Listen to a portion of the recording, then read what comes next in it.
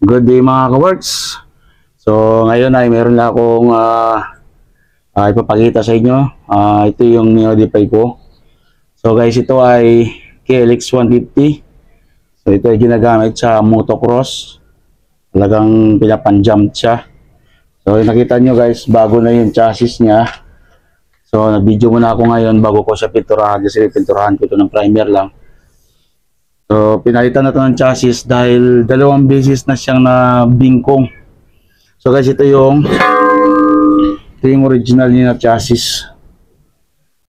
Unang beses na nabingkong ito guys, tinuwid ko siya, tapos sinapian ko. Kung makikita nyo guys, meron na yan sapi dito. Ito, kabilaan yan. Medyo makakapal na rin sapi. Plus ito. So, hindi siya nakatulong ng gusto. So dito tumibay siya, hindi na siya gumalaw dito. Pero itong may sapi dito, gumalaw pa rin. So makikita nyo guys, itong original na tubo na to, dito yan nakakonect. Yan, dyan ko siya pinutol. Tapos yung salubong niya, yung counter niya, nandito sa kabila. So yan o, ganun kalaki yung distansya na ang layo ng dapat pagsalubungan nilang dalawa. So guys, dahil 2 beses na siya nabaluktot at natuwid ko na ito dati, na sinadjust ko na sa mayari na dapat palitan na lang ng chassis at i-modify na talaga siya na para i-design siya para sa panglaro talaga, yung pang-jump. So, ito yun guys ang ginawa ko. Pinutol ko sa dyan. Kinuha ko lang itong center post.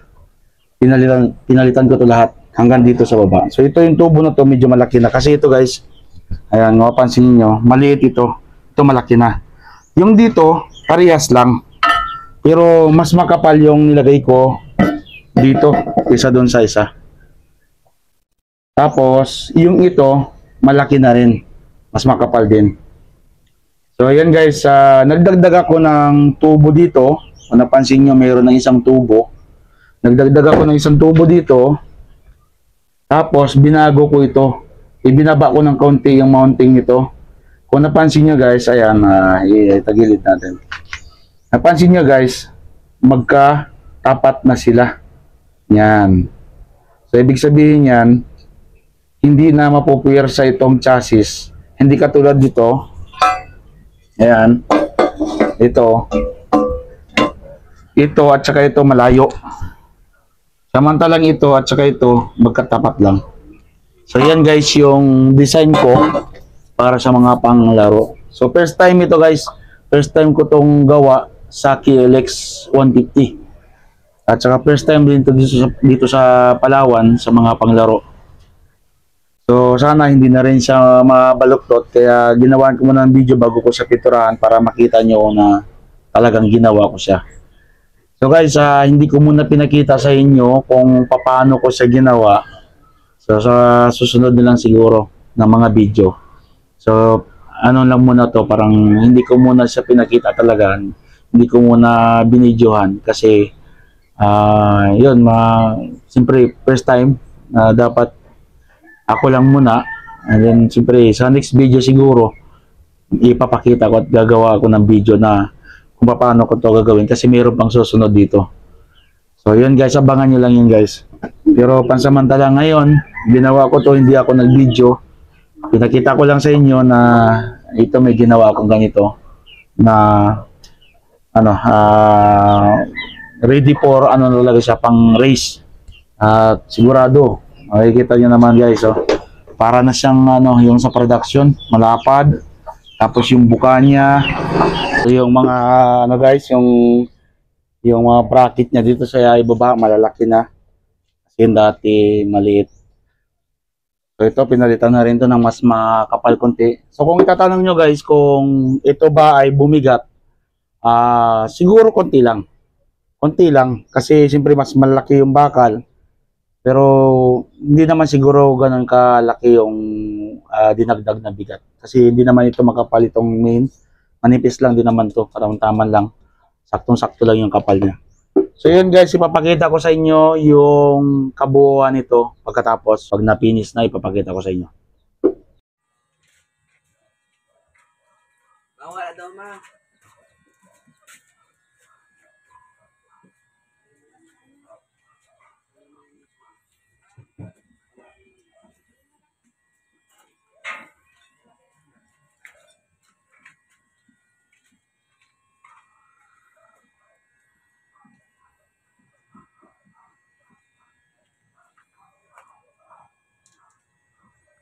So ayan guys, ito na yung ating finished product sa modify ng chassis KLX. So ayan na siya, kompleto na. So ayan, makikita nyo na yung kabuuan ng chassis guys. So may mga gagawin pa rin yan dyan pagkatapos. Ayusin pa yung makina pero ready na yan para sa laro ngayong darating na February 1 and 2 sa bayan ng Batarasa. So guys, ayan guys ang finished product. Ikot lang tayo.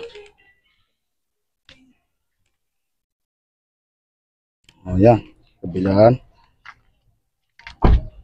So yan siya. Mukhang aggressive na siya guys. Mukhang palaban na siya.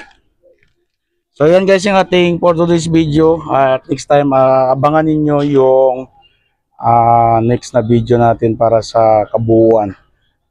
Kumbaga gagawa ako ng video kung paano ko siya inassemble itong chassis na to. So yan na guys, KLX 150 rebuild ng chassis. Yan mga bagong pintura na yan, gray. Yan yung bagong gawa.